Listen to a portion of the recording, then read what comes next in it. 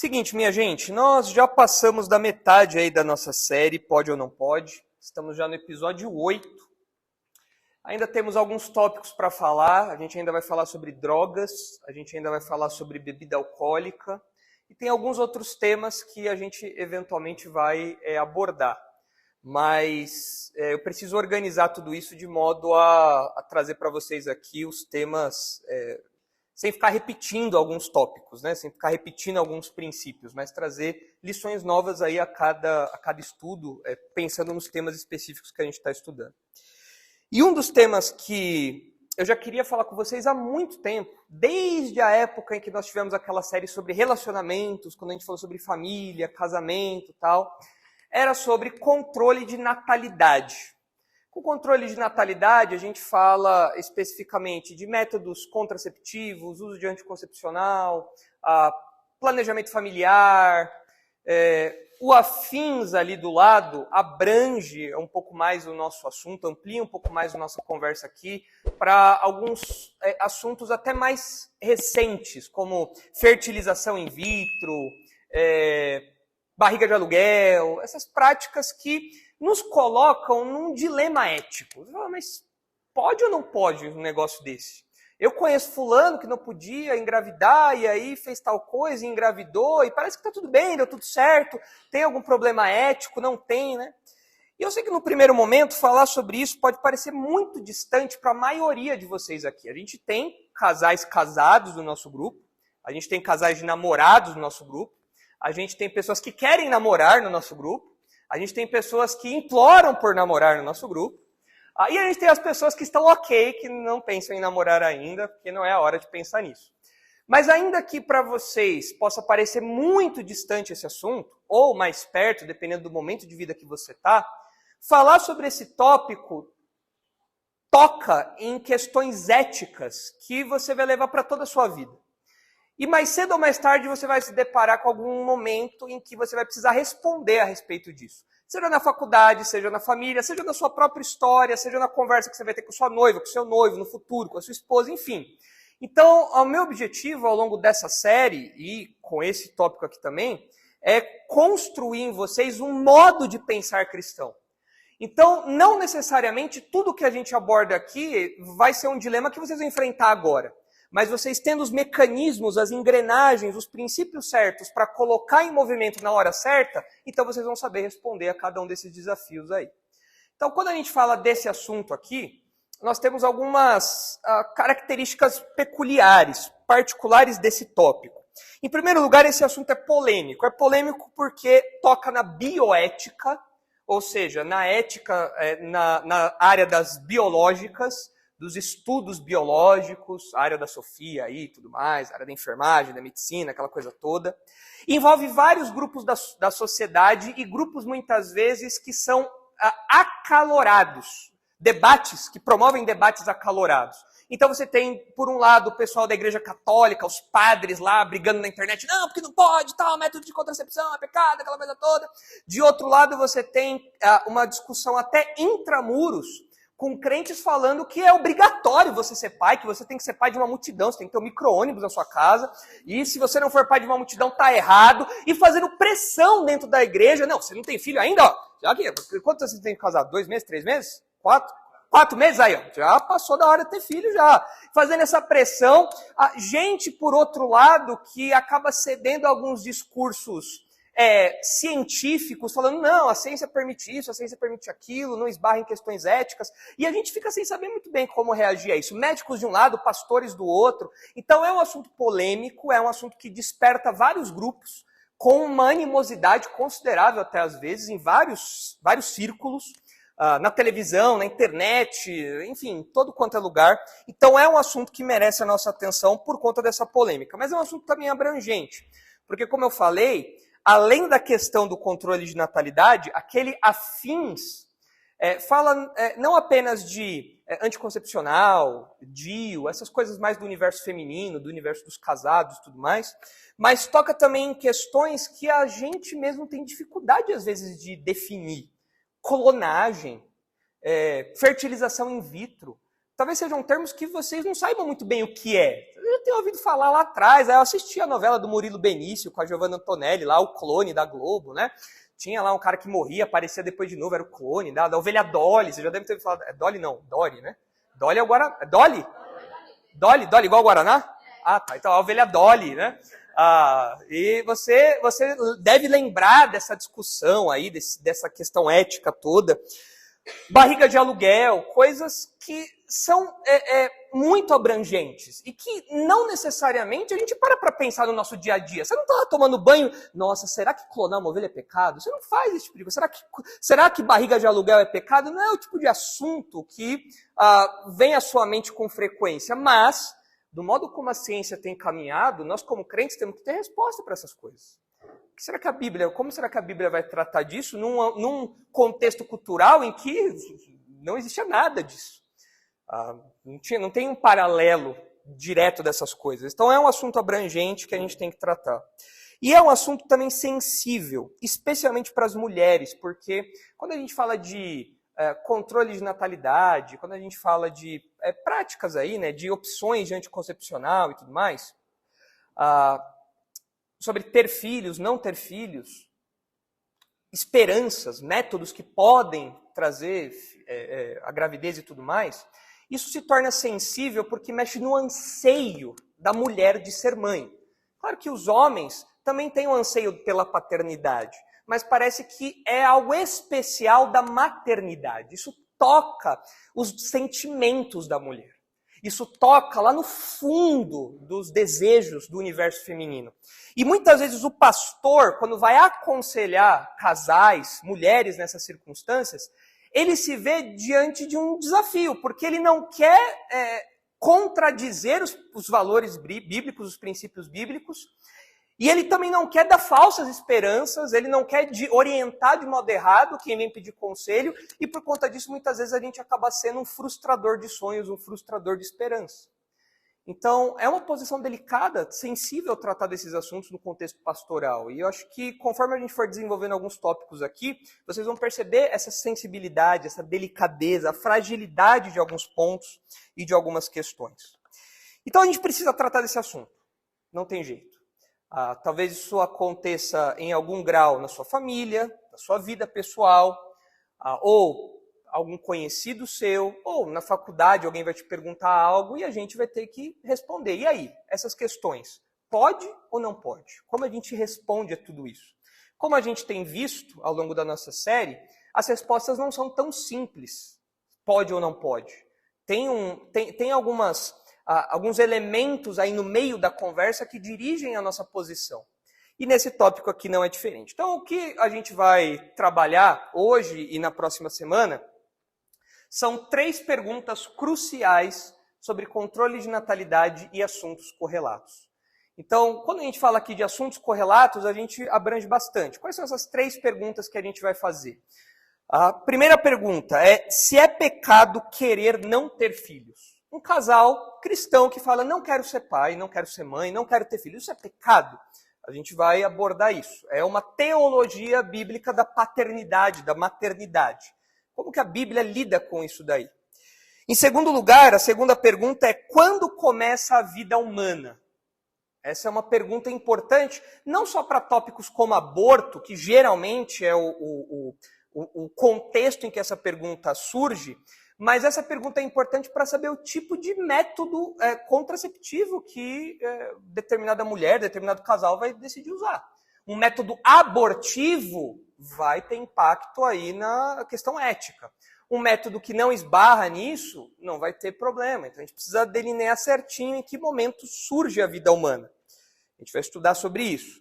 E por fim, a terceira pergunta é quais devem ser os limites da ciência? De antemão, eu quero dizer que eu acho que nós damos hoje em dia, e temos dado, muita autoridade para a ciência. Como se a ciência fosse a autoridade máxima na nossa vida. Não, porque tem estudos clínicos que falam assim, assim, assado. Mas os estudos clínicos não são a última voz da autoridade em tudo. Quando nós esbarramos em questões éticas, não é a ciência que define o que é certo e errado. A ciência pode fazer algo que funciona, algo que dê certo, algo que traga resultados e ainda assim é algo errado. Não é a ciência, não é o pragmatismo, o resultado, as coisas mensuráveis que dirigem a nossa vida. Muitas coisas funcionam e são erradas. Muitas coisas dão certo e são erradas. Então, quais são os limites da ciência? Quando a gente coloca ciência, filosofia, teologia, quais são as esferas de cada um? Até onde um pode ir sem entrar na área do outro? Quais são os limites de cada um? E no caso da nossa terceira pergunta aqui, quais devem ser os limites da ciência? Até onde o crente pode flertar, até onde o crente pode entrar nesse universo que a gente vai tratar aqui, e adotar legitimamente ou recusar com base algumas práticas e alguns métodos. Então essa é a nossa proposta aqui de roteiro. Primeira pergunta, se é pecado querer não ter filhos. Segunda pergunta, quando começa a vida humana? Terceira pergunta, quais devem ser os limites da ciência? Tudo certo? Nesse ponto, todos falamos a mesma língua aqui, com esses termos todos entendem aí o que esses termos representam. Eu vou ser cuidadoso porque, em alguns momentos, por ser um tópico que esbarra em questões sexuais, eu preciso ter um cuidado especial com a linguagem. Então, eu vou ser o mais zeloso possível. Talvez os mais novos não entendam uma coisa ou outra, mas se vocês não entenderem, vocês perguntem para os pais de vocês, porque eu preciso me limitar aqui a algumas expressões, a algumas coisas um pouco mais gerais. Os mais velhos certamente vão ter mais familiaridade com tudo isso que a gente for tratar aqui, até porque já tiveram aula de biologia, já tiveram contato com esse universo teórico aqui. Mas vamos começar hoje com a parte mais... aquela parte que a gente dá um passo para trás e vê o que a Bíblia fala sobre ter filhos de modo geral. Né? Uma parte mais teológica, por assim dizer, não tanto na bioética. Uma parte mais teológica sobre ter filhos, não necessariamente como ter filhos ou não ter filhos. Eu trouxe aqui 2 vídeos para mostrar para vocês que ilustram parte das opiniões que as pessoas têm sobre esse assunto. Eu trouxe o vídeo de um padre, então assim, é um padre, a gente não liga porque o padre fala. O padre pode falar XYZ, e para nós a relevância de um padre é a mesma relevância de um Zé que passa aí na rua. Ele não é referência para nós em nada, mas ele representa um pensamento até considerável de uma boa parte das pessoas. E eu trouxe um vídeo também de uma escritora, palestrante cristã que é famosa no Brasil e que influencia muitas mulheres e que tem uma opinião que eu acho que é uma opinião errada, acho que é uma opinião exagerada. Mas eu vou mostrar o vídeo e aí vocês destacam o que chama a atenção de vocês. Começando com o vídeo do padre. O nome desse padre aqui é Padre Reginaldo Manzotti. Pelo que eu vejo, acho que ele canta sertanejo também. É um padre bem versátil esse. Tempos modernos, né, galera? Tempos modernos. Mas vamos lá, olha só a opinião aí do padre. Quando lhes disse, sede fecundos e multiplicai-vos, Gênesis 1:28. Esse é o mandato que Deus deu ao casal cristão, não um conselho. Um casal, portanto, que se fecha à transmissão da vida, sem que exista um motivo suficientemente grave e justo, acaba por negar o elemento intrínseco ao matrimônio, isto é, que está na própria essência do sacramento que receberam ao se casarem. No dia do casamento, o padre pergunta aos noivos, que faz parte da tríade de pergunta: vocês estão dispostos a receber com amor os filhos que Deus os conceder, educando-os na fé de Cristo e da igreja? Olha, eu nunca passei por isso. Mas se a resposta for não, o matrimônio é inválido. Mas, né? Nunca aconteceu comigo, mas se um dia acontecer... o que me chamou a atenção aí é a fala final dele. Se um casal responde que não quer ter filhos, o matrimônio é inválido. Forte isso, não é? Então é como se o casamento não valesse. Nas entrelinhas, nem tanto nas entrelinhas assim, é isso que ele está falando. Você tem que lembrar que na teologia católica romana, o casamento é um sacramento. Ou seja, é uma ordenança, é um meio de transmitir bênçãos e graça e tudo mais. Então, é um daqueles pontos altos da vida de todo indivíduo. E segundo o padre aqui, se você casa e não quer ter filhos, respondendo não à pergunta que o padre faz lá, então o casamento é inválido. O que vocês acham dessa primeira colocação aí? Melhor é ficar no sertanejo, né? Ele canta bem, né? Ele pode só cantar, não fazer teologia, né? Mas e aí, o que vocês destacam da fala dele, antes de eu passar para o próximo vídeo? Absurdo. Sem comentários. O que mais? A Helena já destacou, nunca aconteceu com ele, ainda bem, né?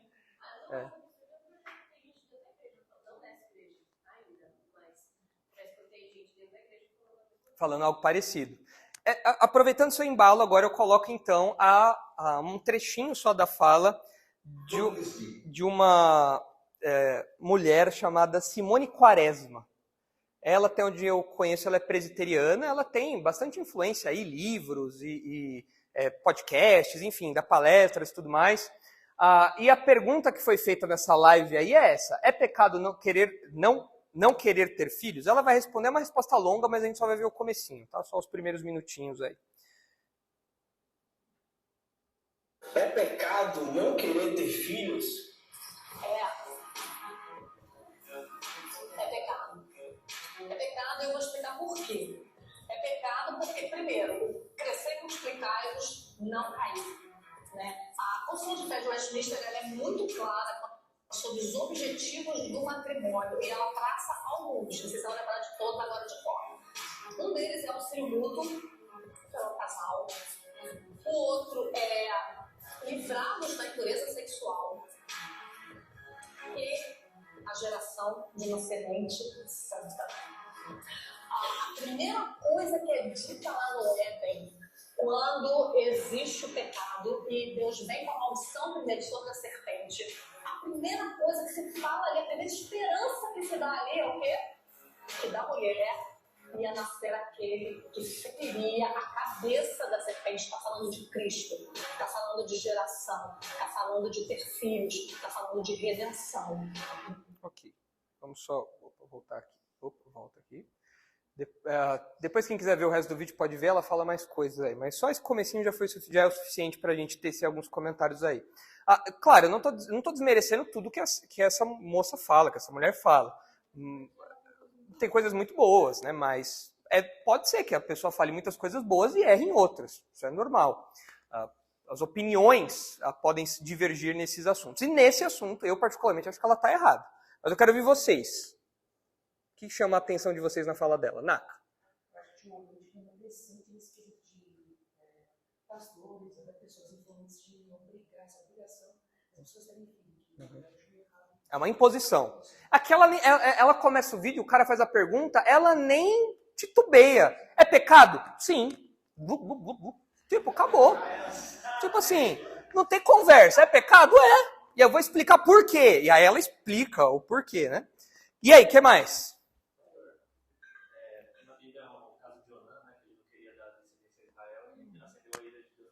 A gente vai falar sobre o caso de Onã. A gente vai mencionar o caso de Onã, mas não é o fundamento que ela dá aqui, não é um fundamento legítimo também esse daí. Quem mais tinha levantado a mão aqui? É o Nicholas, Henrique, Riad e depois a Esther. Vamos lá, Nicholas. Uhum. Ela faz uma conexão interessante, mas ela dá um salto conclusivo que não está lá. De fato, a salvação veio pelos filhos de Eva. Então, ter filhos foi um dos meios, foi o meio que Deus escolheu para trazer Jesus ao mundo ali, né? Mas isso ser uma imposição de que você tem que ter filho, aí já é um salto que não estava lá em Gênesis 3, no proto-evangelho. Bia.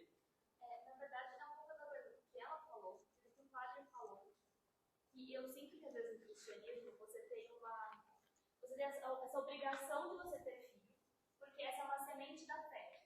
Ou seja, você vai procurar o cristianismo não pregando incrédulos, mas fazendo a mesma lógica do muçulmano. Inclusive, eu já ouvi cristão falando isso. Tendo filho. A mesma lógica do muçulmano. Como você vai dominar o mundo, tendo muitos filhos. É assim que você propaga o evangelho. Não ir de pregar. Não. É ir de se propriar. Exatamente. É isso aí. Agora, essa observação da Bia tem tudo a ver porque na teologia da Simone Quaresma, que é aliancista, né, para eles, não só as ordens do Antigo Testamento continuam valendo do jeito que está lá, mas a ideia de que os filhos, independente de serem crentes ou não, eles, por existirem, já são filhos da aliança. Ou seja, você já está criando crente, você já, deu o primeiro choro ali, pronto, já é um filho da aliança. É uma coisa... exatamente. Então, filho de crente, crentinho é na teologia aliancista. Isso aí, já faz parte da aliança. Então, é fruto da teologia dela, realmente. Sophie, depois os meninos ali atrás, diga. Eu achei estranho, logo depois que ela falou, que ela citou o texto bíblico, ela chegou falando da confissão de fé de Westminster como se fosse a autoridade suprema para a família. Sim. E eu achei isso estranho. O que tem a ver? Tem, sabe? É. Tudo bem, é importante, Mas a confissão de fé pode errar. E está errada. Se ela ensinou isso, ela está errada. Exatamente. É que para o aliancista, para os presbiterianos de modo geral, ainda que a confissão de fé de Westminster seja um documento histórico, teológico muito importante e relevante, não é inerrante, não é infalível. Exatamente. Eles falavam toda a igreja, Da confissão de fé. Exatamente. É isso aí. Essa é a ideia mesmo. E Riad tinha levantado a mão, né? Não, eu ia falar outra coisa que ele falou, na verdade. É muito estranho, assim, porque todos eles, quando eles vão falar do tipo, é o que o professor falou. Parece que eles pregam como se realmente não ser mais filho de crente, Parece que o mundo vai ser melhor. Exatamente. Quem mais tinha levantado a mão? Júlio. Ela não teve cuidado em falar, dizer que é pecado e não dar uma clareza onde é que a Bíblia realmente diz que isso é pecado. Eu já ouvi o apóstolo Podemos comentar sobre essa questão também, e vejo que da parte dele talvez ele teve esse cuidado. Sim, eu vi um vídeo dele em que ele fala, eu não chamaria isso de pecado, ele já foi mais cuidadoso do que ela. Ele disse, depende da motivação, depende dos casos, não é que necessariamente seja pecado. Aí ela estava bem à vontade para um assunto tão delicado, sem saber que muita gente estava ouvindo em que cada caso é um caso, e cada determinado é pecado, e então faltou conhecimento e discernimento da parte dela para falar dessa questão. Sim, Renilton.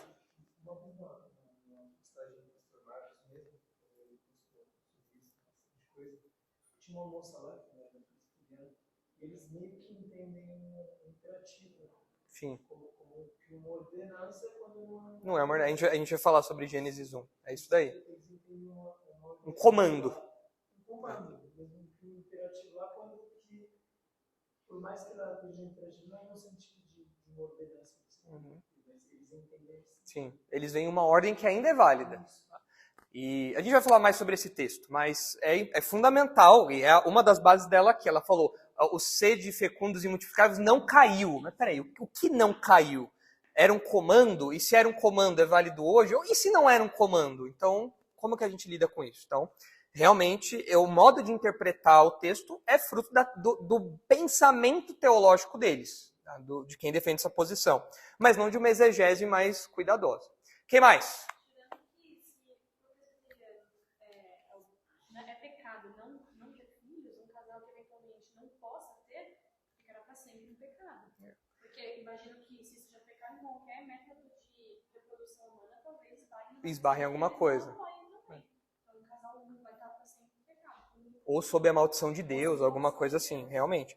Porque se as promessas de Israel são aplicadas à igreja, uma das promessas de Israel era fertilidade. Se um casal não tem fertilidade, é um casal infértil, logo eles não estão sobre a bênção, mas estão sob a maldição de Deus. Seria o resultado lógico. Mas muitas vezes não é essa a conclusão que eles fazem, apesar de ser o mais coerente. Diga, Breno. Essa questão de maldição, que tem muitos pastores aliancistas que usam de texto do Antigo e do Novo Testamento, que fala que com o povo de Israel era meio que se você não tivesse filho, você estava debaixo de uma maldição. Eles meio que não aplicam isso a nós, mas eles deixam entender que é isso. Se você não tem filhos, ou você é egoísta, ou você está debaixo de uma maldição de Deus. Exatamente. Eles não explicam muito bem, só falam isso e aquilo. Você tem que ter filho, não comando. Exatamente. E aí eles jogam isso para você responder e se colocar numa posição. Henrique. Boa parte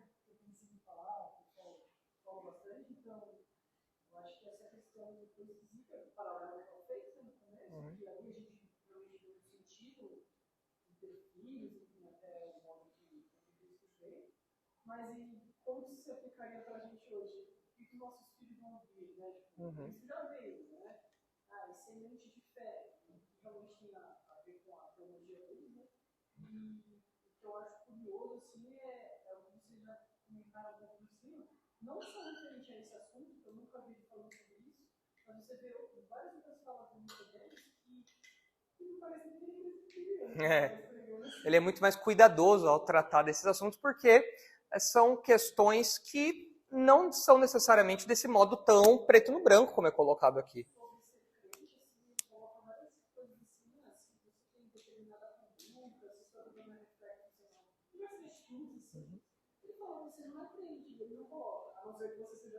Sim. Sim. Esse julgamento tão... Sim. Sim. Realmente. Muito bem. A gente vai conversar mais sobre isso daí, mas eu queria só introduzir para vocês esse panorama aí, porque é comum esse tipo de pensamento. Isso é comum. Dentro da igreja, ainda que as pessoas muitas vezes não defendam dessa forma aqui, isso pode vir como, às vezes, brincadeiras, piadas, comentários com segundas intenções, a fim de empurrar os casais a terem filhos, a terem mais filhos. E isso cria algumas situações muito constrangedoras. Como que dizendo que famílias que não têm filhos não são famílias ainda por completo. E isso não é verdade. Não é assim que a coisa funciona. Mas eu trouxe aqui para vocês alguns componentes dessa resposta a essa pergunta que a gente fez. A pergunta é pecado querer não ter filhos? E eu acredito que depende. Pode ser pecado querer não ter filhos. Mas eu acredito que, conforme eu for explicando aqui esses componentes, essa resposta do depende pode ficar mais claro para vocês, vai ficar mais claro para vocês. Então, alguns componentes dessa resposta aí. Em primeiro lugar, o casal cristão não é obrigado a ter filhos. Não é uma obrigação. Não é um comando que persiste ainda hoje. Se vocês olharem lá em Gênesis 1, que foi o texto que ela citou e que o Renilton bem colocou, em Gênesis 1, 28... que é uma das bases aí para essa ideia de que todo casal cristão tem que ter filhos, é obrigado a ter filhos, nós temos aí o que é chamado do mandato criacional. Deus cria o ser humano, cria o homem e dá ordens. Dentro dessas ordens, você tem o que é chamado na teologia de mandato cultural, que é a responsabilidade que o homem tem de dominar o mundo, de cultivar a criação. E, de fato, nós, como representantes de Deus na criação, nós temos essa responsabilidade. Mas será que há aqui também um comando para que nós tenhamos muitos filhos? Porque o versículo diz assim, 1:28, também disse Deus, façamos o homem à nossa imagem, estou lendo 26, perdão.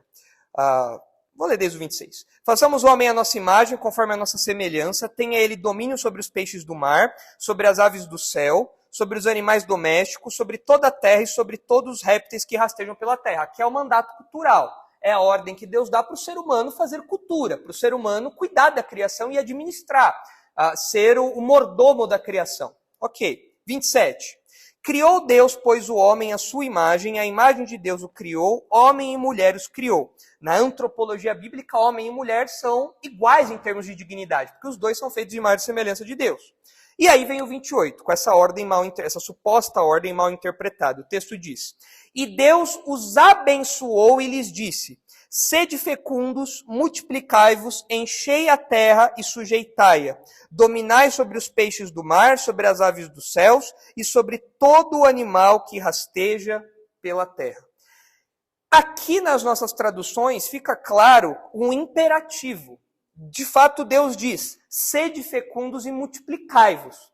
E com base nisso, quem defende essa posição diz que o crente é obrigado, ainda hoje, a obedecer essa ordem, porque essa ordem foi dada para Adão e Eva, não foi dada por Moisés, não foi dada depois para Jacó, não. É lá atrás, é no começo da humanidade. Então é uma ordem que se aplica a todo ser humano. Todo ser humano tem que obedecer isso daqui. Mas, se, não é o caso, mas se nós adotássemos isso como uma ordem, ainda assim, isso muitas vezes esbarraria em algumas questões. Porque o texto fala que eles deveriam se multiplicar.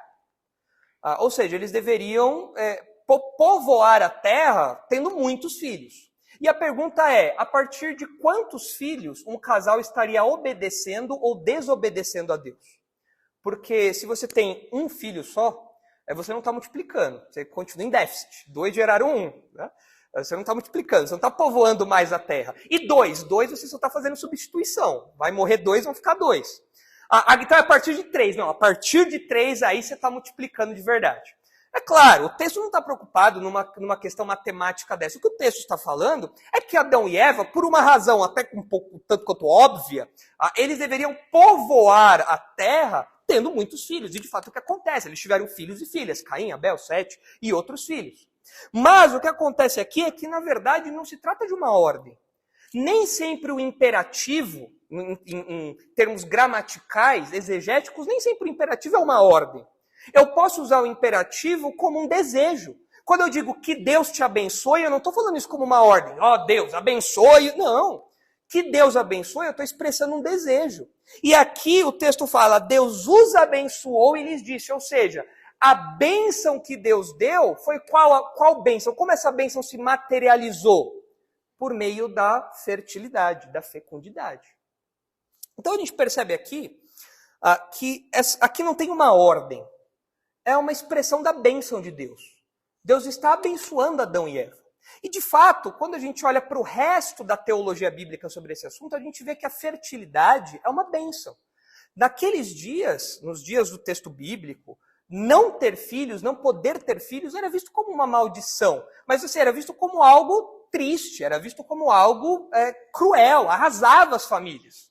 Nós vemos as matriarcas sofrendo porque não podiam ser mães. Nós vemos pessoas na Bíblia sofrendo porque não podiam ter filhos. Agora, quando Deus abria a madre, então isso era visto como uma bênção, como uma resposta de oração. E, de fato, a teologia nos ensina que ter filhos é uma bênção. Então, essa bênção que Deus dá aqui continua sendo uma bênção e não um comando, não uma ordem.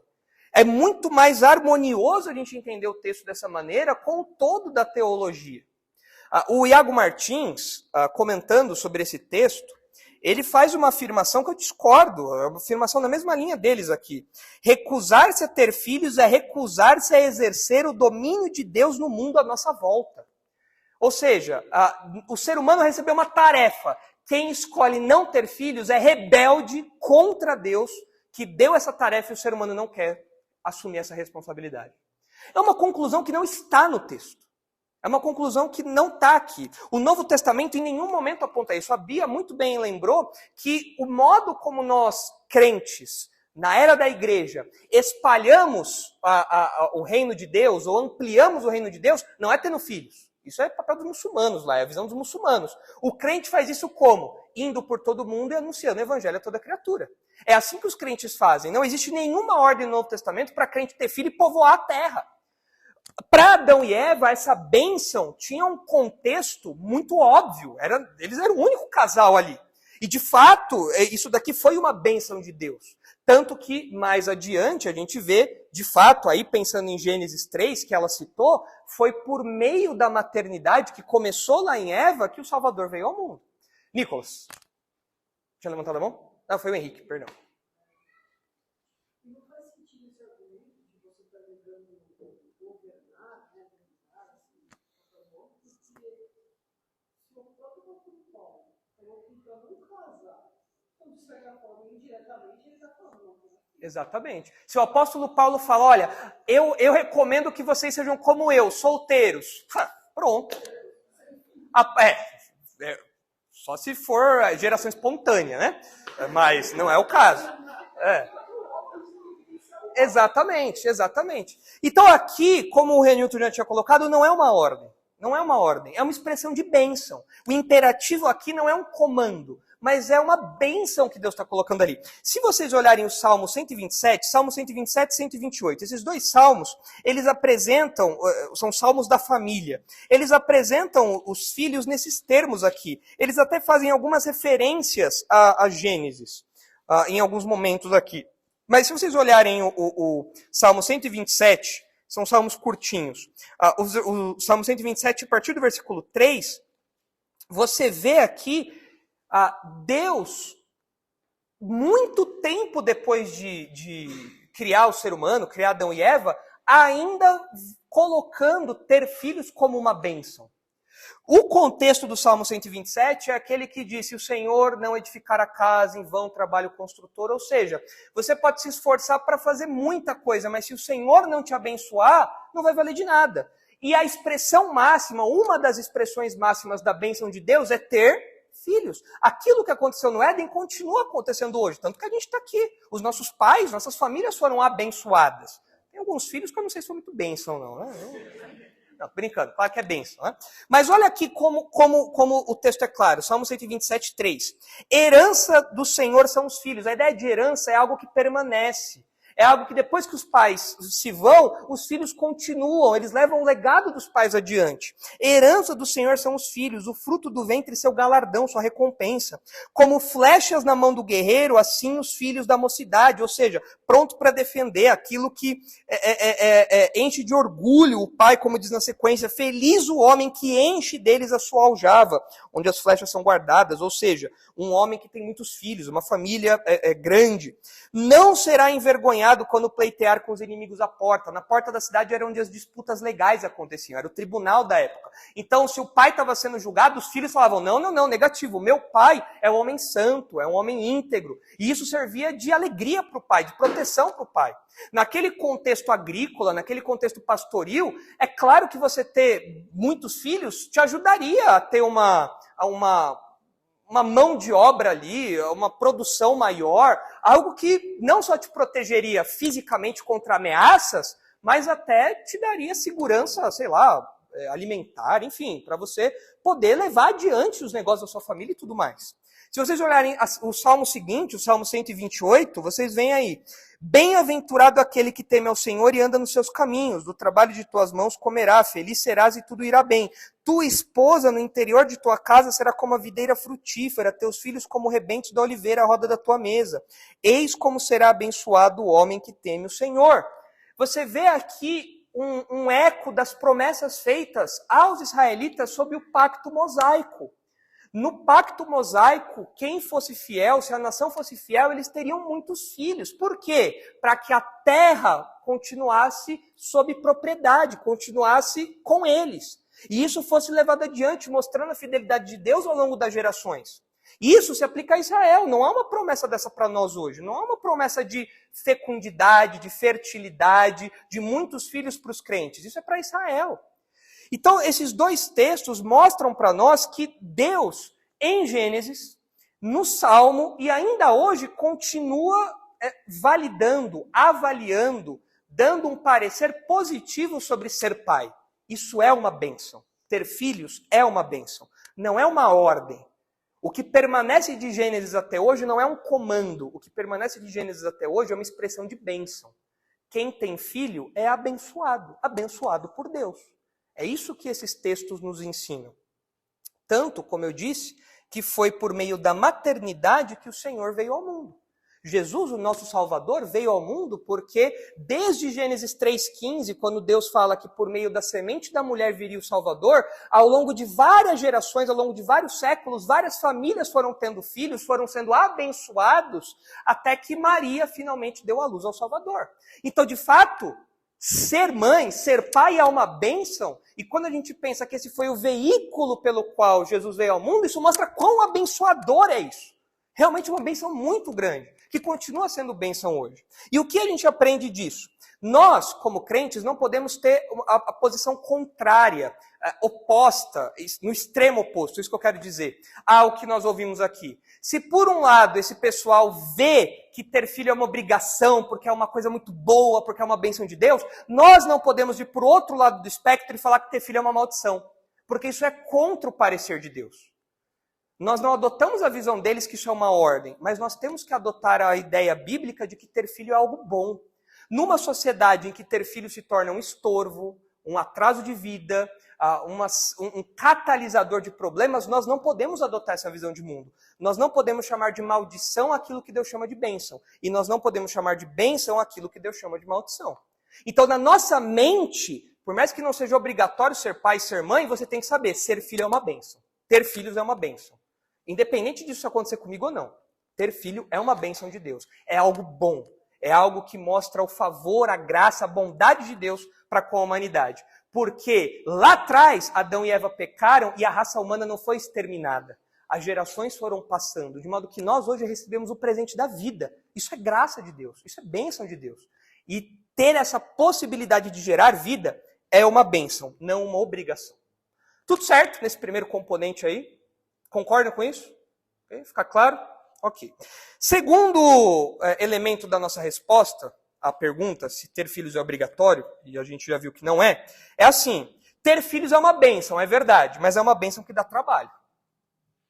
Já diz o ditado, criança não trabalha, criança dá trabalho. Né? Se vocês se lembrarem, por causa do pecado, a maternidade foi afetada. Qual foi a maldição que Deus deu para Eva, porque ela pecou? Dores no parto. Ou seja, a maternidade, por causa do pecado, foi afetada. O homem, indiretamente, teve também um reflexo, uma maldição que se refletiu na paternidade. O homem, ao cuidar da terra, ele teria que ralar mais, ele teria que suar mais. E quanto mais filhos, mais plano de saúde, leite, carne, você tem que dar. Então você vai ter que ralar mais, vai ter que suar mais para colocar comida na mesa. Então, homem e mulher, a maternidade, a paternidade foram afetados por causa do pecado. Isso é verdade. E ter filhos, ainda que seja uma bênção, é uma bênção que dá trabalho. É uma bênção que tem custo.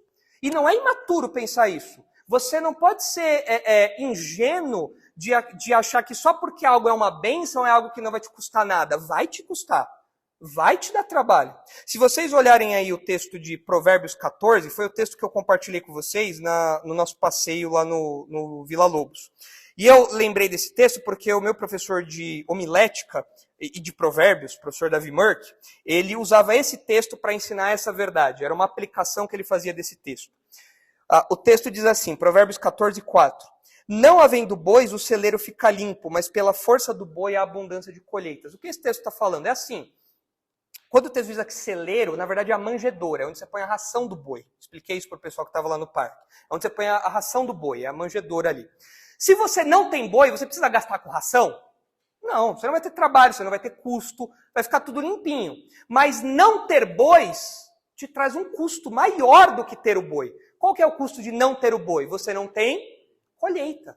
Agora, se você tem o trabalho de colocar a ração lá na manjedoura, se você tem o trabalho de gastar, vai lá, compra, põe, limpa, alimenta o boi, leva o boi para trabalhar, qual é o resultado desse trabalho? Você tem uma colheita farta.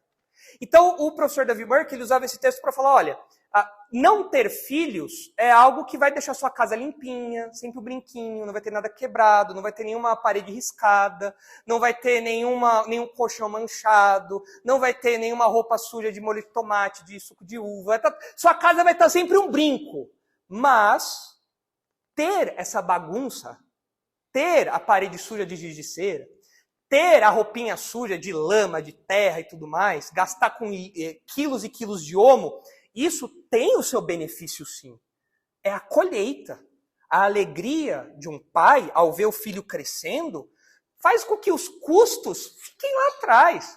Outro dia a gente estava conversando na mesa, eu, Lucha, acho que a Bia também lembra, quanto que os nossos pais gastaram com a gente. Não sei se vocês já fizeram essa conta. Escola, plano de saúde, antibiótico, brinquedo, tudo isso daí. Você vai ficar louco se você fizer essa conta. A Helena tentou chegar no valor, né, Helena? Mas não deu certo, né? A gente não conseguiu chegar lá no... A Helena falou que ia dar um carro para o pastor Marcos, depois disso. Mas, para pagar uma parte, né? Porque não dá para pagar tudo, né? Teria que fazer um financiamento aí a perder de vista. Mas o que isso mostra aqui? O pastor Marcos, meus pais, os pais de vocês, pegaram o saco de ração e falaram, deixa eu dar alimento aqui para esse bebê. E colocaram lá na mão, vou falar esse animal, né? Esse boi. Você vê que tem um pessoal que come como boi, né? Tem uns bebês que, pelo amor de Deus. Mas pegou e ele colocou. E ele teve que trocar as suas fraldas. E ele teve que te levar no médico às 3 da manhã, porque você estava com dor. E ele ralava lá, não, eu preciso terminar isso aqui, porque eu preciso pagar a escola, porque eu preciso pagar o plano de saúde. E esse trabalho todo, apesar de ser custoso, o texto fala, no custo disso que vem a fartura, que vem a abundância. O orgulho que os pais de vocês têm, a alegria, a satisfação que eles têm de vê-los crescendo, faz com que todos esses custos sejam passados. Então, não ter filhos vai te privar vai te livrar de muita coisa, mas vai te privar de muita coisa também. Então, de fato, você tem que levar em conta que ter filhos é uma bênção, mas que dá trabalho. Você vai ter que encher a manjedoura de ração. Esteja ciente disso. Tanto que, se vocês olharem lá em 1 Coríntios 7, que é o texto que o Henrique citou, quando Paulo fala sobre casar ou não casar, não é um paralelo exato sobre ter filhos e não ter filhos, ainda que indiretamente envolva isso, mas Paulo mostra aqui que os crentes têm que levar em conta que casar dá trabalho. Casar não é igual o filme da Disney, onde você vai acordar e a cama já vai se arrumar automaticamente e a louça vai estar sempre limpinha. Não, você vai ter que ralar, vai ter que trabalhar, você vai ter que gastar tempo, energia. Olha aí o que diz 1 Coríntios 7, versículo 25. Com respeito às virgens, não tenho mandamento do Senhor, porém dou minha opinião, como tendo recebido do Senhor a misericórdia de ser fiel. Aqui, não ter mandamento do Senhor, não é que Paulo está falando coisa da cabeça dele que ele inventou. É porque Jesus, durante o seu ministério, não falou nada a respeito disso, especificamente. Então, Paulo, como um canal de revelação do próprio Deus, está falando como as virgens devem se comportar aqui, qual deve ser o trato nessas questões. Considero, versículo 26, por causa da angustiosa situação presente, ser bom para o homem permanecer assim como está. Estar casado, não procure separar-te. Estar livre de mulher, não procures casamento. Mas se te casares, com isso não pecas. Também se a virgem se casar, por isso não peca. Ainda assim, tais pessoas sofrerão angústia na carne, e eu quisera poupar-vos. Isto, porém, vos digo, irmãos, o tempo se abrevia. O que resta é que não só os casados sejam como se não fossem, mas também os que choram como se não chorassem, e os que se alegram como se não se alegrassem, e os que compram como se nada possuíssem, e os que se utilizam do mundo como se dele não usassem, porque a aparência deste mundo passa. O que Paulo está falando aqui é que naquele contexto as coisas estavam difíceis para os crentes, e as prioridades tinham que estar muito bem definidas. Os crentes não podiam perder de perspectiva os valores eternos. Os crentes não podiam se entreter apenas com as coisas daqui e se esquecer que logo mais Jesus está de volta, que a igreja tem suas responsabilidades. E ele continua, o que realmente eu quero, versículo 32, é que estejais livres de preocupações. Quem não é casado cuida das coisas do Senhor, de como agradar ao Senhor.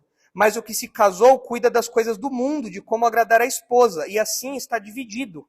Também a mulher, tanto a viúva como a virgem, cuida das coisas do Senhor para ser santa, assim no corpo como no espírito. A que se casou, porém, se preocupa com as coisas do mundo, de como agradar o marido. Digo isto em favor dos vossos próprios interesses, não que eu pretenda enredar-vos, mas somente para o que é decoroso e vos facilite o consagrar-vos, desimpedidamente ao Senhor. O que Paulo está falando aqui é o seguinte: se você, solteiro, quer se dedicar às coisas da igreja, quer fazer viagens missionárias, se você quer trabalhar o tempo todo ali das 6 da manhã às 10 da noite na igreja, se você for casado, você vai ter responsabilidades. Você vai ter que jantar com a sua esposa, você vai ter que pagar boleto, você vai ter que lavar a louça, você vai ter que arrumar a cama, as esposas vão ter que cuidar dos maridos, os maridos vão ter que cuidar das esposas, isso dá trabalho. Isso não é errado. Paulo fala, não peca quem quer e não peca quem não quer. Isso é livre, mas você tem que levar em conta, casar dá trabalho. Ponto. É isso que Paulo está falando. Ter filhos é a mesma coisa. É uma bênção, mas é uma bênção que dá trabalho. Isso porque nem tudo que é uma bênção você precisa ter. Ou às vezes você consegue ter naquele momento. Por exemplo, ter carro é bom? Ter carro é bom? É bom. Mas carro dá trabalho? Que trabalho o carro dá? Quebra toda hora. Aí você tem Renault, tem Peugeot, é diferente, né, meu? Agora, que trabalho o carro dá? Vamos lá, custos de um carro. Imposto, óleo, gasolina, pneu, que mais?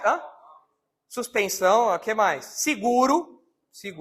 Lavar o carro, precisa lavar, né? Senão o pessoal começa a escrever lá, lave-me, né? Lavar o carro, que mais? Multa, né? Às vezes você passa numa faixa de ônibus ali sem ver, leva uma multa, que mais?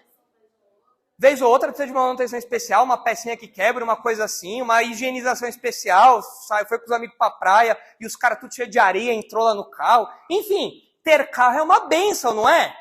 Mas dá trabalho? Dá.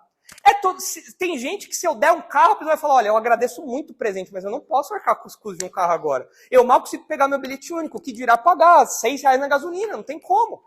Então, nem tudo que é uma bênção eu preciso obrigatoriamente ter. Eu tenho que levar em conta a minha situação, a minha realidade, ver que bênçãos também trazem trabalho, trazem responsabilidades. E no caso do pai e da mãe cristão, a nossa responsabilidade é maior do que a responsabilidade de um pai e mãe incrédulo, porque nós não podemos mirar em nada menos do que o padrão bíblico de pai e mãe. Nós não temos que ser pai e mãe como o mundo é. O pai e mãe amigão, o pai e mãe simpático, que paga uma boa escolinha. Não, isso daí para nós é o básico do básico. Nem é o básico do básico do básico. Para o pai cristão, o básico do básico do básico é ensinar a palavra de Deus quando o menino levanta, quando o menino escova os dentes, quando o menino está tomando café, quando o menino está indo para a escola, o pai está dirigindo, está falando da palavra de Deus. O menino passa numa situação da escola, ele tem que ensinar o que fazer. Ele vai aconselhando ao longo do tempo, ele leva o menino para a igreja, ele traz o menino da igreja, ele aconselha sobre uma coisa, aconselha sobre outra. Essa é a responsabilidade do pai cristão. É o que a gente vê em Deuteronômio 6, é o que a gente vê em Tito 2, sobre as mais velhas ensinarem as mais novas a serem boas esposas e boas donas de casa, boas mães. Não existe nada, a nossa responsabilidade não pode ser menor do que essa. Então, se você quer ter essa bênção, saiba que você tem que ter essa responsabilidade. Já diria o tio Ben, não é? Grandes poderes, grandes responsabilidades. É um grande privilégio ser pai, mas é também uma grande responsabilidade. Compartilhar o título de pai, que é um título divino, é uma bênção, mas também te coloca um grande peso. E você tem que estar disposto a viver essa paternidade nos moldes bíblicos. Caso contrário, se você não está disposto a ser isso, se você está disposto a ser um pai meia boca, se você não está disposto a ser o pai cristão, a mãe cristã, meu conselho é, não tenha filhos. Ou você muda sua mente, ou você não seja pai, porque você vai prestar um desserviço para a igreja. Você não vai criar filhos da aliança, sementes da igreja. Você vai criar pequenos incrédulos disfarçados na igreja. Você vai criar uma descendência relapsa. Você vai criar filhos que não estão nem aí para a palavra de Deus. Se essa é a sua mentalidade, que o importante é só dar escola, que o importante é só dar roupa e só dar comida, por favor, não tenha filhos. Porque você deve se lembrar que lá em Gênesis 6, se vocês olharem lá, a multiplicação dos filhos de Deus, ou seja, dos descendentes que serviam a Deus, das gerações que serviam a Deus, e a multiplicação dos filhos dos homens, ou seja, da descendência que não servia a Deus, conforme essa descendência má foi se multiplicando, Deus trouxe juízo, Deus trouxe o dilúvio. Olha só o que acontece aí em Gênesis 6, versículo 1. Como se foram multiplicando os homens na terra, lhes nasceram filhas. Vendo os filhos de Deus que as filhas dos homens eram formosas, tomaram para si mulheres, as que entre todas mais lhe agradaram. Então disse o Senhor, o meu espírito não agirá para sempre no homem, pois este é carnal, e os seus dias serão 120 anos. Ora, naquele tempo havia gigantes na terra. E também depois, quando os filhos de Deus possuíram as filhas dos homens, aos quais lhes deram filhos. Estes foram valentes, varões de renome na antiguidade. Viu o Senhor que a maldade do homem se havia multiplicado na terra e que era continuamente mal todo o desígnio do seu coração. Então se arrependeu o Senhor de ter feito o homem na terra, e isso lhe pesou o coração. Disse o Senhor, farei desaparecer da face da terra o homem que criei, o homem e o animal, os répteis e as aves do céu, porque me arrependo de os ter feito. Aqui arrependimento é uma tristeza profunda, não que Deus mudou de ideia. Porém, Noé achou graça diante do Senhor. Eis a história de Noé. Noé era um homem justo e íntegro entre os seus contemporâneos. Noé andava com Deus, gerou 3 filhos, Sem, Cã e Jafé. E aí continua a história do dilúvio. Mas você vê aqui que a multiplicação de ímpios, de uma descendência anti-Deus, de uma descendência que não ligava para Deus, fez com que a maldade se multiplicasse no mundo e Deus trouxesse um juízo. Então, se você não quer ser um pai cristão, é claro, você não controla a conversão do seu filho, não é isso. Mas se você não quer cumprir o papel que é dado a todo pai e mãe cristão, então, por favor, não seja pai e mãe. Porque você vai prestar um desserviço para a igreja e para o mundo. Você precisa assumir essa bênção com o trabalho que ela dá. Você não é obrigado a ser pai, você não é obrigado a ser mãe. Mas se você quiser essa bênção, então assuma essa responsabilidade nesses termos aqui. É um privilégio que tem custos. É uma bênção que dá trabalho. E continua sendo uma bênção. Ainda assim. Nesse ponto, considerações.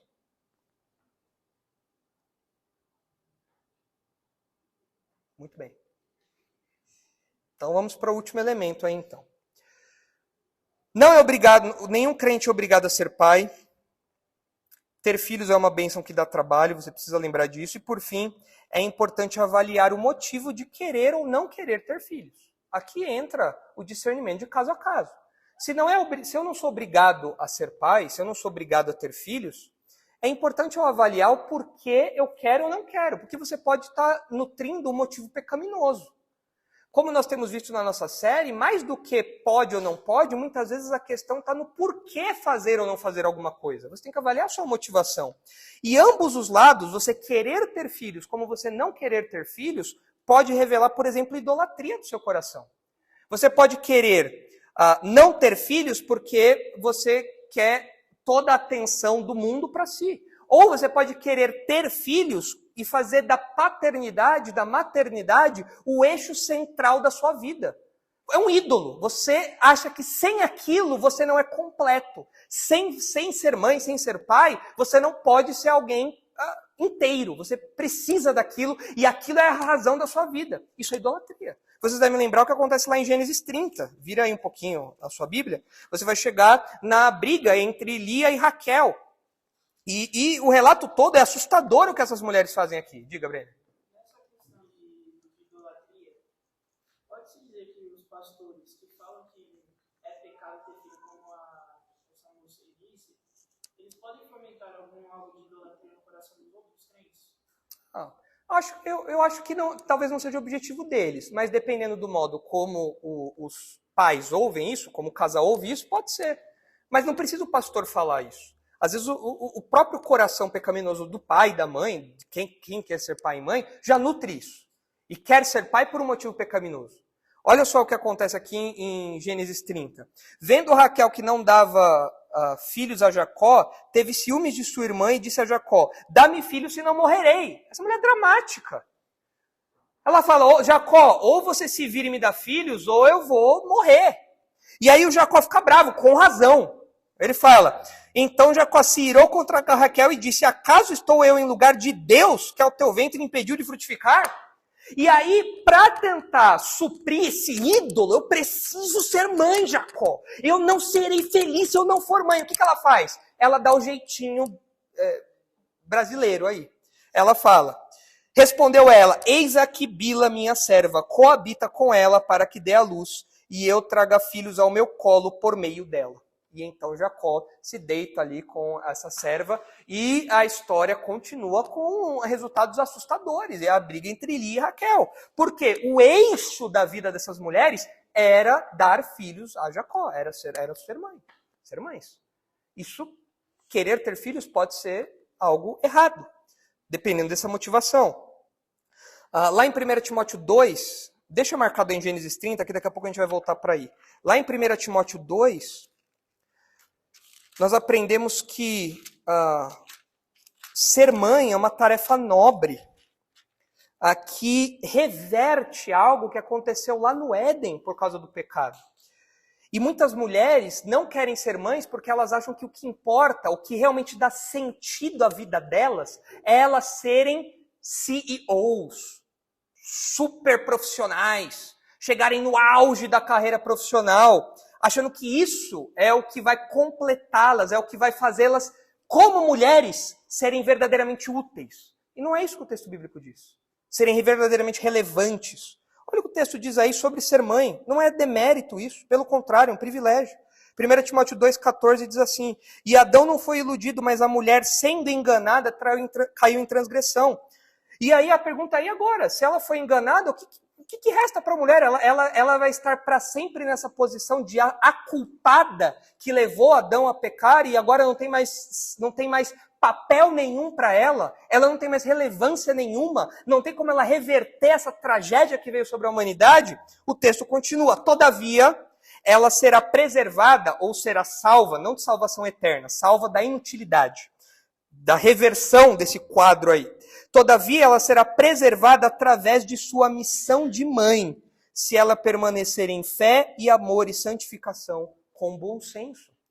Então você vê que ser mãe é algo nobre, diferente do que muitas mulheres dizem por aí, que o que importa é a carreira profissional. Se uma mulher fala, não, eu não quero ser mãe porque eu quero chegar no meu topo, Eu quero ser a melhor, porque isso me dá razão de viver. E ser mãe é uma coisa muito banal.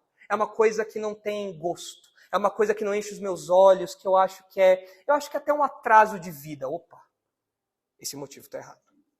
Esse motivo está indo contra o valor que a Bíblia dá à maternidade. E como eu disse, pode ser viver de modo egoísta também. Se vocês olharem lá em Gênesis 38, o Kevin mencionou o caso de Onã. Onã tinha um irmão, o Er, e o Er morreu, sem deixar filhos. E o irmão tinha a responsabilidade de tomar a esposa, tomar a cunhada do falecido, para dar descendência ao irmão, para que a geração ali daquela criança fosse a descendência do irmão. Era a responsabilidade naqueles dias. Isso não vale mais hoje, claro. Seria um absurdo pensar nessa realidade aplicada à igreja. Não tem nada no Novo Testamento que diga isso, nada. Era uma questão do povo de Israel, das promessas ali e tudo mais, das ordens ali e tudo mais. Isso não é aplicado mais hoje. Mas naqueles dias isso era aplicado. E fazer isso era importante para fazer com que a descendência do povo, com que a permanência do povo na terra, com que as gerações seguintes continuassem recebendo ali as bênçãos de Deus, da terra prometida, Deus continuasse cumprindo suas promessas ali. Então era importante que isso acontecesse nesse modo, para essas coisas concretas acontecerem.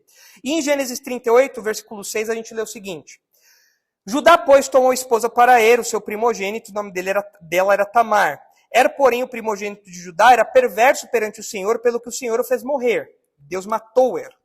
Então disse Judá a Onã: possui a mulher de teu irmão, cumpre o levirato. Levirato é essa ordem do homem assumir a cunhada para suscitar descendência para o irmão falecido. Cumpre o levirato e suscita descendência a teu irmão. Sabia, porém, Onã que o filho não seria tido por seu, e todas as vezes que possuía a mulher de seu irmão, deixava o sêmen cair na terra, para não dar descendência a seu irmão. Isso, porém, que fazia, era mal perante o Senhor, pelo que também a este fez morrer. O que acontece aqui é que o Onã, sabendo que aquele filho não seria descendência dele, mas seria descendência do irmão, ele fala: eu não quero seguir isso. Eu não quero cumprir essa ordem de Deus. E ao se rebelar contra isso e não cumprir a ordem de Deus, ele estava se rebelando contra o propósito de Deus em abençoar as gerações ali dos filhos de Judá. E então Deus mata Onã, porque Onã tinha as relações com a cunhada ali, mas na hora em que ele podia engravidá-la, ele não concluía esse ato, de forma que ele não cumpriu o levirato como deveria. E isso foi suficiente para Deus matá-lo. Por quê? Porque era uma rebeldia. Ele vivia só para si mesmo. É uma expressão de egoísmo. Esse filho não vai ser meu. E eu não estou nem aí. O que importa é a minha descendência. E ele, então, desobedecia a Deus, desobedecia esse comando aí para isso. E muitas pessoas vivem de modo egoísta, querendo perpetuar os seus próprios direitos, não abrir mão de nada, porque acham que qualquer perda de conforto, qualquer perda de comodidade é um custo muito elevado para se pagar, porque o que importa são os seus próprios desejos. O cristianismo é o oposto disso. O cristianismo é altruísmo em essência. É o próprio Deus se fazendo homem e morrendo em prol de outros. Não combina uma postura egoísta como a de Onã aqui. Outras ideias erradas que eu só vou mencionar aqui. Muitos pais podem querer ter filhos apenas para o filho ser um troféu do sucesso pessoal. O pai olha para as crianças da igreja e fala: tudo birrento, tudo mal educado. O meu filho vai ser o exemplo. Olha só o meu filho. É aquele filho que, quando ele está na casa do amiguinho, a mãe está dando uma bronca no amiguinho e fala: por que você não é como fulano? Né, Cleito? Você era qual? O exemplo ou o que? O exemplo. Tá. É isso mesmo, Letícia? Era? Impressionantemente. Você não é como Cleiton, né? Mas muitas vezes os pais querem ter filhos apenas para esfregar na cara dos outros. Olha como eu sou um pai melhor que você. Isso é errado. Filhos não são troféus, né? Filhos não são troféus para você expor assim de forma orgulhosa. Você pode se orgulhar dos seus filhos, mas não para esfregar isso nos outros. Diga, Gê. Nunca realizar no filho sonhos que ele não conseguiu Exatamente. Eu vou dar para o meu filho tudo aquilo que eu não tive. Até certo grau, esse empenho, esse cuidado pode ser legítimo, mas o problema é que o filho se torna um mini eu que não existiu. Então, a mãe faz festa porque ela não teve. Mas a criança não quer. Não, mas você tem que ter. Não, mas eu não quero fazer tal coisa. Você vai fazer medicina porque eu não pude. Não, mas eu não quero ser médica. Eu quero ser, sei lá, pilota de Fórmula 1. Ah, não vai. Você vai ser médica. Mas eu não quero. Mas você vai se realizar nisso daí. Potter, eu olhei pra você, lembrei de piloto de kart lá. Mas é uma realização alheia, que é um motivo ilegítimo de você querer ser pai. Outros motivos envolvem, o pastor Marcos já mencionou isso nos sermões anteriores aí de Gênesis 30, mas em Gênesis 30, Raquel e Lia querem ter filhos para salvar o casamento. Lia, em especial, por ser menos apreciada que Raquel, ela quer ter filhos para que Jacó olhe para ela. E tem pessoas que querem ser pais para salvar o casamento. Isso está errado. Filhos não salvam o casamento. É um motivo errado para ter filhos. Tem pessoas que não querem ter filhos porque vivem no mundo mal. Falam assim, eu não vou colocar um filho no mundo porque esse mundo tem muito sofrimento. E eu não quero colocar um filho aqui porque esse mundo é muito mal, muito sofrimento, e ele vai sofrer, eu não quero isso. Num primeiro momento, isso pode parecer super piedoso. Falar, nossa, que pessoa, olha, ela é assim para frente. Ela pensa no bem-estar, olha que legal isso. Mas, na verdade, a gente tem que lembrar que realmente o mundo é mau, o mundo tem sofrimento, mas Jesus, lá em João 17, quando orou pelos crentes, ele não falou assim, Pai, retira-os do mundo porque o mundo é mau. Não, ele falou, Pai, proteja-os porque eu não vou estar mais aqui, proteja-os, guarde-os do mal, porque eles não são desse mundo. Não peço que os tires do mundo, mas que os livres do mal. Ou seja, Jesus está falando, vocês vão continuar nesse mundo mal, mas vocês contam com a minha proteção. Então, esse argumento do sofrimento, do mundo mal, não é um argumento muito bom. Agora, claro, existem circunstâncias extremamente adversas em que a gente tem que ponderar a sabedoria. O que eu quero dizer? Quando Jesus diz lá em Lucas 21, Mateus 24, ai das grávidas, ai daquelas que estiverem grávidas, aquelas que estiverem amamentando, quando chegar ao cerco de Jerusalém, que aconteceu no ano 70 e vai acontecer no futuro de novo, qual é a preocupação de Jesus? Qual é o compadecimento de Jesus com as grávidas? Porque deve ser difícil você fugir para os montes com barrigão. Tá? Grávida anda igual pato, com o pé aberto. E correndo lá e tentando escalar, imagina uma grávida subindo a Pedra Grande. Se nem vocês conseguirem, imagina uma grávida. Subir da Pedra Grande não dá. E Jesus se compadece e fala, olha, ai das grávidas, porque elas vão ter que correr e elas vão estar amamentando o bebê chorando, e Jerusalém cercada, e quando uma cidade era cercada, podia acontecer, inclusive, das mães terem os filhos mortos, bebês recém-nascidos, ou mesmo dentro da barriga. Eram atrocidades que aconteciam ali. Então, se você está no cerco de Jerusalém, talvez não seja muito sábio você ter filho, né? Acho que agora não é a hora. Os cercos podiam demorar muito tempo. Falar, agora, não vamos ter filhos agora, porque como que a gente vai criar o filho nessa situação aqui? É algo extremamente adverso. Eu lembrei, nesse contexto, Um Lugar Silencioso. Que momento para ter um filho! Que momento! O bebê só chora. Todo bebê chora. É isso que o bebê faz. Ele chora. E eles têm que viver no mundo sem barulho. Não é um lugar apropriado para se ter um filho. Eu não sei se ela já estava grávida antes, eu não lembro muito bem da história. Mas já estava grávida já? Já estava grávida antes, quando tudo começou a acontecer, né? Ainda tem que fazer. Segue o jogo. Mas você tem que ponderar. Falar, não, peraí. Agora não é a hora, não é o momento adequado de nós sermos pais. É uma situação muito adversa. E não é pecado você falar, acho que agora não é o momento. Agora, você falar, não, eu não vou ser pai, não vou ser mãe, porque meu filho vai ter que pegar ônibus, e pegar ônibus é muito difícil. Nossa, não dá. Peraí, esse é o grande sofrimento da vida, pegar ônibus? Vai ter que pegar o metrô lotado da Sé, meu Deus, não dá. Não dá. Não, peraí. Está faltando discernimento. Dê o peso adequado às coisas. Uma coisa é no meio de uma guerra, no meio da tribulação, quando Jesus fala, no meio de um cerco militar. Outra coisa é o que acontece nas dificuldades comuns da vida aí. Então deve haver discernimento. Vocês devem se lembrar de Jeremias 29, quando Deus fala para o povo no meio do cativeiro. Olha, vocês estão indo para o cativeiro exilados e vocês tenham filhos lá. Trabalhem para que a cidade seja próspera. Trabalhem para que as coisas caminhem bem para aquele lugar onde vocês estão indo. Por quê? Vocês vão ter que instalar a vida de vocês lá. Mesmo em um contexto de exílio, mesmo num contexto de dificuldade. E vocês devem lembrar de Êxodo. quando o faraó manda matar os bebês e ainda assim Deus continua abençoando o povo para que o povo tenha filhos no meio de uma perseguição contra os bebês ali. Moisés, inclusive, é preservado nesse contexto. Ou seja, nós temos que ter um equilíbrio entre prudência e confiança. O mundo é mau, mas eu confio que Deus protege. O mundo é mau, mas eu confio que Deus está atento ao meu filho quando eu não posso estar ali de olho no meu filho. O mundo é mau, mas Deus cuida. E, por outro lado, em situações adversas, eu tenho que ter discernimento e falar, eu acho que agora não é o momento. Acho que agora não é a hora. Quem tinha levantado a mão? Diga, Nichols. Não ter filhos pode ser uma decisão estável por certos motivos circunstanciais. Parece que sim. Você consegue imaginar algum cenário que seria razoável? Não quero ter filhos nunca, não por alguma coisa circunstancial. Nunca? Se eles realmente não quiserem, se eles não sentirem falta disso, é como o casamento.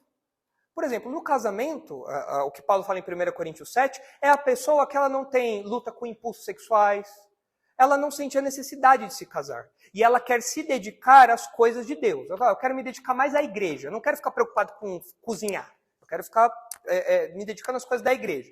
É um motivo legítimo. Agora, no caso de um casal que fala, eu não quero ter filhos, sei lá, eles falam assim, olha, eu quero ser missionário, um casal decide ser missionário num país islâmico e ter um filho pode expor a perigos, expor a dificuldades. Você não fala, a gente não quer ser pai, é legítimo. Ou a simples vontade, olha, a gente não sente falta disso. Não é algo que nos enche os olhos. Eu sei que é uma bênção, eu sei que é algo bom, mas é algo que eu não quero para mim. Não é por motivo egoísta, eu não acho que isso é demérito, eu não acho que isso dá muito trabalho, é um trabalho que deixa menos nobre a pessoa, perde a dignidade, nada disso. Eu simplesmente não quero. Ou a pessoa fala, olha, a situação é tão difícil que eu acho que agora realmente não é o momento. Estou no meio de uma guerra. Como que eu vou cuidar do filho no meio de uma guerra?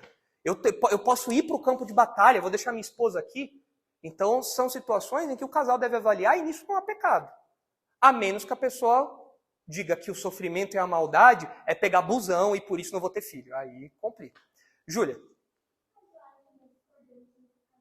Se houver uma discordância entre o casal, é importante que antes de casar, todo casal de noivo e namorado converse sobre isso. Não no começo do namoro, né? Não é a primeira pergunta que você faz. E aí, quantos filhos você quer ter? Não, você não faz isso, né? Não precisa. Mas é importante você conversar. Falar, você quer ter filhos? Quero. Quantos? Uns 2, 3. Tá, ok. Eu não quero ser mãe, não quero ser pai. Por quê? E aí tem que conversar. Porque o que não pode acontecer é os dois entrarem no casamento com essa discordância não resolvida. Então, se a discordância for muito grande e não ter como harmonizar, vai ter problema.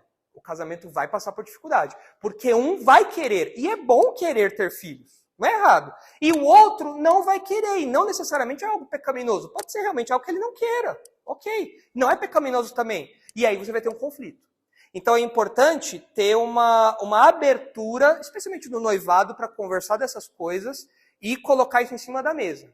Para que os dois saibam onde estão entrando. Porque é muito ruim você entrar no casamento e falar, pronto, é hora de engravidar agora. Aí a menina fala, não, mas eu não quero ser mãe. Não quero isso para mim. Então é importante. Às vezes, a moça pode ter um problema de saúde. Às vezes ela não pode ser mãe porque a saúde dela é tão delicada nesse aspecto do aparelho reprodutor e tudo mais, que ela ser mãe pode comprometer muito da saúde dela. Ou às vezes ela teve um problema de saúde, sei lá, mulheres já um pouco mais velhas, que precisou tirar o útero, sei lá. Não tem como ela ser mãe, não dá. E aí o marido tem que saber, falando, peraí, mas você não pode ser mãe, você não me falou isso. Então é importante saber. Questões de saúde, Nichola, você falando na sua pergunta, é um outro motivo legítimo também. Aqui na nossa igreja tinha um casal que a mulher, ela tinha problemas de saúde sérios, que a gravidez aumentavam o problema de saúde, a ponto dela ter dores insuportáveis. É legítimo o casal falar, olha, está comprometendo a saúde da minha esposa, então nós vamos abrir mão disso. Ok, vocês são livres para isso, há liberdade nisso. Certo, Júlia? Já está perguntando ali, tem que perguntar mesmo. Isso aí. Não. Falei nada. Diga, Bia. Espera aí, pessoal, rapidinho. O casal aqui? Medo de alguma doença que a criança possa ter. Uhum. Isso é pecado pela falta de confiança em Olha, Bia, eu acho que vai muito do caso a caso, porque é uma coisa eu falar de modo geral. Falar assim, olha, existe uma doença no... Tem um irmão que tem uma doença, você sabe que a probabilidade de vir com uma doença... Eu acho que não é pecado. Se um casal me procurasse, eu, pastor, eles me procurassem e falassem, pastor, eu tenho medo de ter filho porque a minha família, meu irmão, meu sobrinho, tem muitos casos de problemas genéticos. É muito comum isso na minha família. E existe uma chance alta de eu ter um filho com esse problema. Eu não falaria que eles estão tendo falta de fé. Eu não falaria. Eu não falaria que é imprudente eles tentarem. Eles vão ter que assumir a responsabilidade, caso a criança tenha algum problema, algum defeito genético e tudo mais. Mas eu não acho que seja falta de fé. Eu acho que é simplesmente o exercício da liberdade. É um risco que eles não querem correr. Como nós somos livres, eu posso ter e posso não ter. Não é falta de fé. É o exercício legítimo da liberdade, numa questão que a Bíblia deixa livre ali. Seria falta de fé? Não é falta de fé. Aí é uma ansiedade. Quando a pessoa fala, não, existe aí, sei lá, uma doença XPTO lá na Indonésia, vai que meu filho nasce com isso. Não, mas não tem nada a ver, é lá do outro lado do mundo. Não, mas vai que, né? Não, aí é uma ansiedade. Aí não se justifica. Agora, quando tem uma parte clínica, por assim dizer, que aponta esse laudo aí, eu acho que não é falta de fé. Mas é claro, é caso a caso. Aí é importante que o casal converse e tudo mais. Enfim, é claro, gente, que tem muitos pais que falam assim, eu não quero ser pai porque eu não posso dar o melhor para os meus filhos. Olha, eu cresci sem ter o melhor. E eu cresci bem. Meio bagunçado às vezes assim, mas não teve, acho que, com exceção talvez do Potter, de um ou outro aí, ninguém aqui teve o melhor, né? Nós tivemos o que nossos pais conseguiam dar. E não existe nada de indigno nisso. A gente precisa discernir entre luxo e necessidade. E a gente não pode ser inconsequente. Tem que haver sabedoria no momento em que eu decido ter filho também. Poxa, hoje eu moro num barraquinho. Eu mal tenho dinheiro para botar comida na mesa meio da minha esposa. Vou ter 5 filhos? Não dá. Não é prudente, não é sábio. O controle de originalidade, o planejamento familiar ali, nos ajuda nisso daí também, entre discernir entre luxo, necessidade e o momento. É errado você querer ter filhos como mão de obra barata, como acontece com os muçulmanos, que querem dominar o mundo só pela simples existência de filhos, ou como acontece no Nordeste do Brasil, onde as pessoas querem ter mais filhos apenas para receber mais benefícios do governo. Isso também é errado, é você instrumentalizar a paternidade. É errado também. Enfim, a ideia de ter filhos o mais rápido possível ou ter mais filhos simplesmente pela pressão é algo errado. Tem que ser algo que o casal tem que decidir na intimidade. Eles têm que decidir isso numa boa, com liberdade, sem nenhum tipo de pressão alheia. Isso significa que vocês devem tomar muito cuidado com as brincadeiras que vocês fazem com os outros. Pode brincar, não tem problema brincar. Fala, e aí, Jean, quando que veio carequinha? Tá, pode brincar, não tem problema.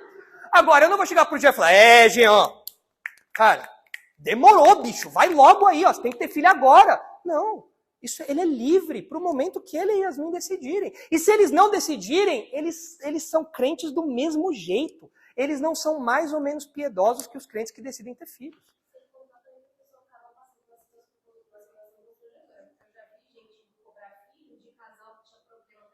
Exato. A pessoa chegou cobrando, fazendo piada, e a pessoa respondeu sério, eu sou estéril. Pronto, aí. Acabou, a piada expôs uma situação desnecessária. Era algo da intimidade, não é algo que às vezes a pessoa quer falar, ela não precisa falar.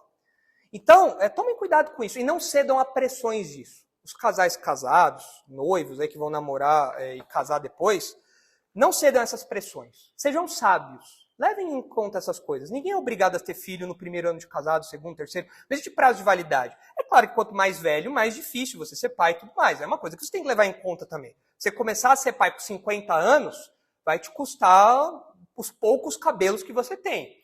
Então, você leva isso em conta, mas é você e sua esposa.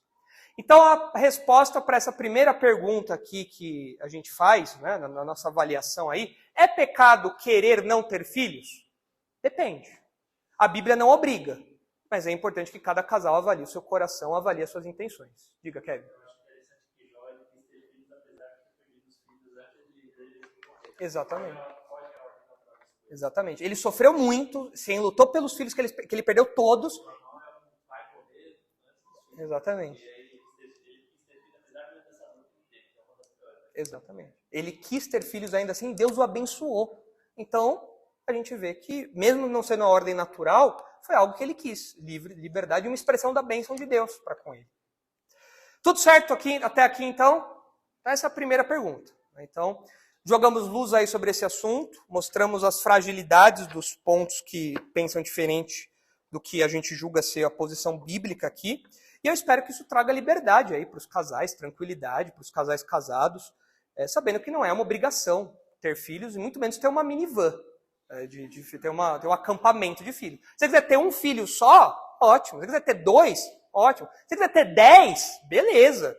Eu não vou ser o tio que vai cuidar dessas crianças. Então, pode ter quantos filhos você quiser aí. Então, você vai cuidar aí, vai dar um jeito, vai fazer a creche do papai, você se vira aí. Mas, ótimo, você é livre para isso. Na semana que vem nós continuamos, então, aí a gente vai entrar em algumas questões um pouco mais técnicas, mas que têm fundamentos bíblicos aí para a gente tratar também. Mas hoje era a parte mais teológica, por assim dizer. Vamos orar então. Santo Deus, nós agradecemos ao Senhor porque ainda hoje, mesmo com o pecado no mundo, o Senhor continua abençoando a humanidade com filhos. O Senhor continua abençoando homens e mulheres com descendência.